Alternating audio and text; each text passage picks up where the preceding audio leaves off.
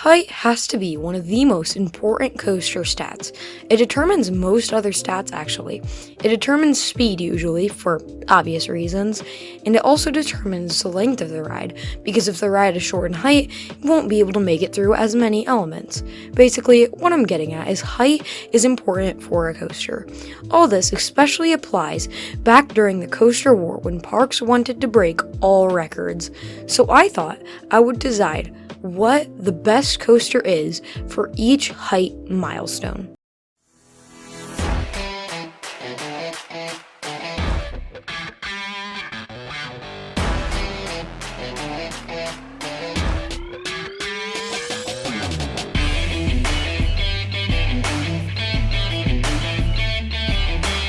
Hey guys, welcome to Coaster Journey.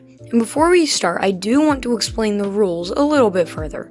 So by height milestone, I mean every 50 feet. So 0 to 50 feet, 51 to 100 feet, 101 to 150 feet, etc. And speaking of milestones, thanks for 350 subscribers. That is a heck of a lot, and my sub count basically tripled in 1 week, which is absolutely crazy. But anyways, enough talk and let's get straight into the video. So this was probably one of the hardest height milestones to decide on. First, I went with Kentucky Flyer. It actually has airtime and is surprisingly good paced. But then I remember Revenge of the Mummy's existence. This ride stands 44.4 feet tall and goes 40 miles an hour and costed $40 million and has 4 across seating. And it was manufactured by Wendy's because they just got a 4 for 4. Just kidding, of course. This indoor triple launched coaster was manufactured by Premier Rides. And I'm not going to go too in depth on this dark ride because I don't want to spoil it too badly. But anyways, this ride is an experience. The queue is just incredible. The ride has insane themes, which really makes the ride. And the launches look absolutely great. Even though I've been to Universal Florida, I've never actually ridden this awesome looking attraction, but yeah, considering the small height of this thing, it really packs a punch and a half. This, again, was one of the harder decisions. At first, I went with the 100-foot Storm Chaser. RMC did this ride insanely well done, but one ride stuck out more, and this ride was Time Traveler at Silver Dollar City. Time Traveler is much more of an experience. The theme queue line definitely helped me choose this ride over Storm Chaser, and the ride has a launch and is 90 feet with a 90-degree drop out of the station. You can take this drop from front, back, backwards, forwards, sideways, different every time. The inversions on this ride look killer. Its sequencing is absolutely awesome as well. This ride seems like it has some good forces too. A little bit of airtime, maybe a little bit of positives, and all while this is spinning with the lap bar. This ride is again themed, while having these awesome sensations.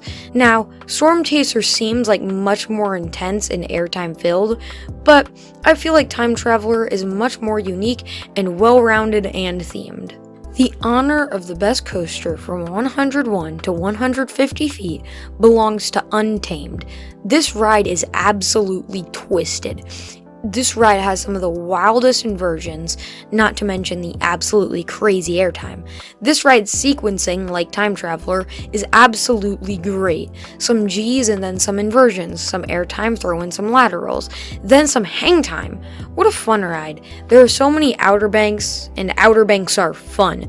And what the heck is that crazy inversion? This is the kind of stuff I see on Planet Coaster. We need more of these wild elements on more RMCs. But seriously, this ride has some really creative elements. One of RMC's best, no doubt. And considering that it's 120 feet is wild. This is pretty short, but it looks 80 times faster than all other rides of this height due to its absolutely phenomenal pacing. My pick for this best coaster of this specific height range is Konda. What a beast this ride is. At first, I didn't think it looked that great to be honest, but now it looks freaking awesome. I do really think this ride would be my number one in the world because I am the stereotypical American enthusiast who craves airtime. This ride, like Untamed, is well sequenced. It's 2 airtime-filled hills, one being Outer Bank, and then it goes into a non-inverting cobra roll, which is wow. And then it flies into an airtime hill. After this, it focuses on intensity, before going into an airtime alley that looks like Steel Vengeance's, but on a larger scale. Now, you might say that this doesn't count because it's not open to the public, but if you're one of those people, I just want to say, if I didn't count Konda, El Toro would be my pick because El Toro is El Toro. Do I need any other reasons? This pick, I think we all saw coming. My pick for the best 201 to 250 foot coaster is X2. Just kidding, it's Steel Vengeance. Sorry, Magic Mountain fanboys. Anyways, the runner-up had to be the crazy Egenika. This is the only ride on this list I've actually ridden. People say that this is quantity airtime over quality. Honestly, I say it's both. The best airtime moments are the drop, top hat, outer bank, double up into the brakes, drop off the brakes, outer bank into the structure, and the 5 crazy back-to-back final airtime hills. Every other hill does actually still provide airtime. It's just mild floater / ejector though, but it's still airtime. But I don't think mild floater should overshadow the amazing gut-punching ejector. But anyways, Steel Vengeance is great to me, but let me say, it's not perfect. It lacks positive, which to me is not a thing I care about, because as I said in my unpopular opinions video, I'm not a big fan of positives. But if that's your favorite thing on a coaster, then this probably wouldn't be your pick. Alright, this pick was almost impossible to choose, because most parks don't have a reason to build a coaster of this height, but my pick for the best ride from 251 to 300 feet height range is Shambala. But Journey, Shambala is only 249 feet, you idiot. Okay, I know, but its drop is 255.9 feet, so I'm going to consider it in this range, and I guess I'm just Cedar Fair now, and it's my vid and I can do what I want. Anyways, Shambala is easily the best B&M hyper to me. Surprisingly good theming, and looks fun. The color scheme is also mwah. The airtime is great. Floater, ejector, flowjector. No, I'm not saying that. The turnaround looks photogenic and fun. That's honestly the best word for this ride. Photogenic. Good entrance and a splashdown. Amazing color scheme and a figure 8 turnaround. Oh my gosh, that rhymed. But anyways, this ride also has a drop through a tunnel, which, I mean, come on, that's just awesome.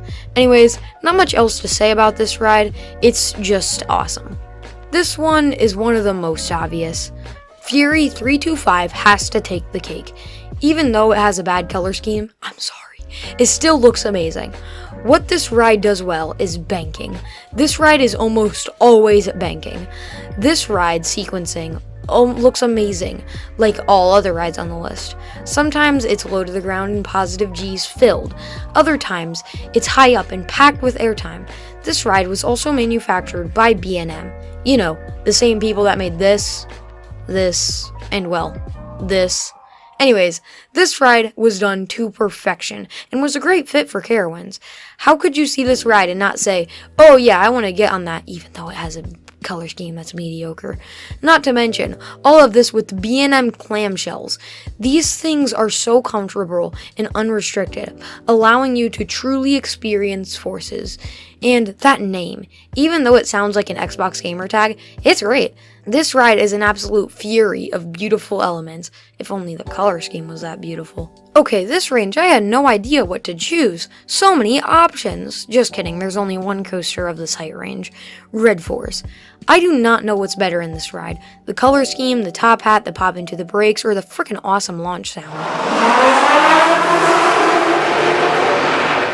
The launch is weaker because it's an LSN launch instead of hydraulic, but the sound is on point. Anyways, back to the real experience. This ride is the 4th tallest in the world, standing at a staggering 367.3 feet. The Ferrari logo on the supports is dope as well. There's not much else to say about the 0.1 millisecond ride experience though. Top Thrill Dragster, the first strata coaster, is my pick here. Just like Red Force, this ride is short, only having a launch and a top hat basically. This ride is also the only ride in the 401 to 450 foot range, other than Superman Escape from Krypton, but does that really count? But yeah, back to the ride. This ride is at Cedar Point. Duh. But what I'm saying is the view is absolutely sick. You get to see this massive park 420 feet in the air and also get to look at Lake Erie. What a beautiful view. And then you plummet back down. Again, not much else to say about this ride. The final milestone. This ride I chose is the only ride of this range like the past two attractions.